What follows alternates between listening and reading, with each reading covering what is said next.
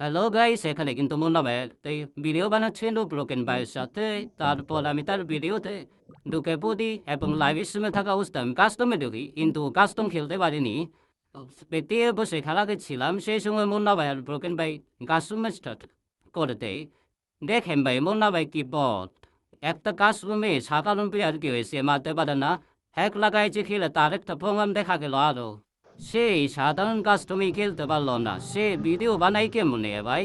সে এত ভালো খেলে কেমনে? তার কাছে বিএসএস M1, সে একটা শট পর্যন্ত লাগাইতে পারে না। দেখেন ভাই কি বল! দেখেন দেখেন দেখেন,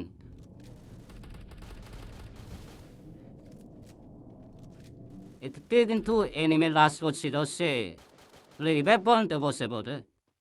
ব্রোকেন ভাই নাম নিমে পড়ে যাই। এখন মুন্না ভাই কি একে মারতে পারবে? এদের মারতে পারবে? দেখা যাক কি হয়। দেখেন দেখেন কি বট! আর আপনারা কেউ এটা রিয়েল মুন্না? হুম, এটা ফেক মুন্না মনে করেন না, এটা রিয়েল মুন্না। ওই যে দেখেন, হেডশট খেয়ে গেছে, শেষ, মরে গেল।